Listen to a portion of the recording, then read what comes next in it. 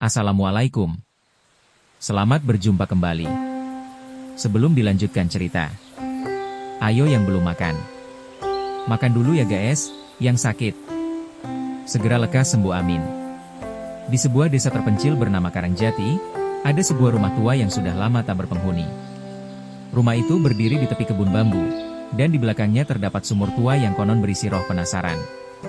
Beberapa tahun lalu, rumah itu dibeli oleh seorang pemuda bernama Andra, yang ingin tinggal tenang di desa setelah lelah bekerja di kota. Warga sempat memperingatkannya agar tidak menempati rumah itu, apalagi tidak menimba air dari sumur belakang. Tapi Andra menganggap itu cuma cerita tahayul. Malam pertama berjalan tenang. Tapi menjelang tengah malam, Andra terbangun karena mendengar suara perempuan berbisik dari arah sumur. "Haus, tolong, haus." Awalnya ia mengira hanya mimpi. Tapi saat membuka jendela, ia melihat sesuatu yang membuat darahnya membeku. Ember tua di dekat sumur bergerak sendiri, seperti ada yang sedang menimba air. Keesokan paginya, Andra menemukan jejak air berlendir dari arah sumur menuju pintu dapur. Ia mengikuti jejak itu, tapi berhenti mendadak saat melihat bekas tangan berlumpur menempel di meja makan. Malam berikutnya, suara itu terdengar lagi. Kali ini lebih jelas, seperti rintihan seseorang yang terjebak. Dengan nekat, Andra membawa senter dan berjalan ke arah sumur.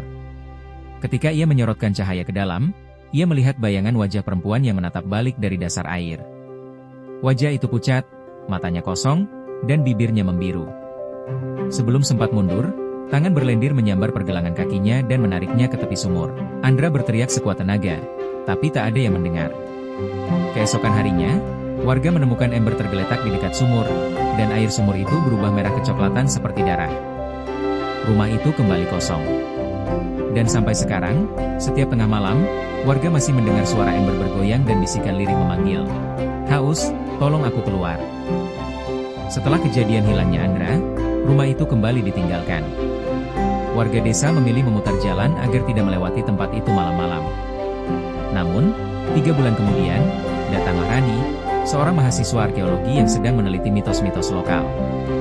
Ia mendengar cerita tentang sumur berdarah di Karangjati dan ingin membuktikan apa yang sebenarnya terjadi. Warga menolak menemaninya. Tapi Rani bersikeras. Malam itu, ia menginap di rumah tua itu dengan membawa kamera, senter, dan alat perekam suara. Awalnya tak ada yang aneh, tapi tepat pukul 12:17, alat perekamnya menangkap suara samar. "Dia masih di sini." Rani menatap sumur di belakang rumah. Cahaya bulan menyorot samar ke dalam air yang tenang, tapi bayangannya tampak bergelombang, seperti ada sesuatu yang bergerak dari bawah. Ia menyalakan senter dan menyorot ke dalam. Namun tiba-tiba, wajah perempuan pucat muncul sekilas di permukaan air, lalu menghilang. Sekujur tubuh Rani merinding. Ia mundur, tapi suara rantai tua bergemerincing di dalam sumur, disusul suara berat seperti seseorang menyeret besi. Keesokan paginya, warga menemukan kamera Rani di tanah dekat sumur. Dalam rekaman terakhir, ia sempat menurunkan ember untuk menimba air, tapi yang muncul bukan air, melainkan potongan kain merah seperti sisa pakaian. Lalu suara perempuan itu terdengar lagi di rekaman, pelan namun jelas, "Aku dikubur di sini." Sejak saat itu, warga percaya roh perempuan yang menghuni sumur adalah istri pemilik rumah pertama, yang dibunuh suaminya sendiri puluhan tahun lalu dibuang ke dalam sumur agar tak pernah ditemukan. Malam-malam tertentu, ketika angin berembus pelan dan bulan purnama menggantung di atas rumah itu, air sumur akan berwarna merah, dan bisikan lirih dari bawah selalu sama. "Aku belum selesai menunggu." 2 minggu setelah hilangnya Rani, desa Karangjati kembali digemparkan. Seorang pria tua datang ke balai desa dengan wajah pucat dan gemetar. Namanya Surya, mantan penjaga rumah itu di masa lalu, saat masih dimiliki oleh seorang bangsawan kaya bernama Darto Wiryawan. Surya akhirnya bercerita sesuatu yang selama ini ia simpan puluhan tahun. Darto adalah orang keras dan cemburuan. Istrinya, Sinta, sering dipukuli. Suatu malam, Darto kehilangan kendali dan menuduh Sinta berselingkuh. Dalam kemarahan, ia menenggelamkan Sinta ke dalam sumur belakang rumah, lalu menutupinya dengan batu besar agar tak ada yang tahu. Sejak itu, Darto hidup dihantui. Ia mendengar bisikan dari sumur setiap malam hingga akhirnya bunuh diri di kamar atas. Rumah itu kosong lama, sampai dibeli oleh Andra, yang ternyata, tanpa ia sadari, adalah cucu dari Darto Wiryawan sendiri. Darah keluarga itu kembali ke rumah yang dikutuknya sendiri.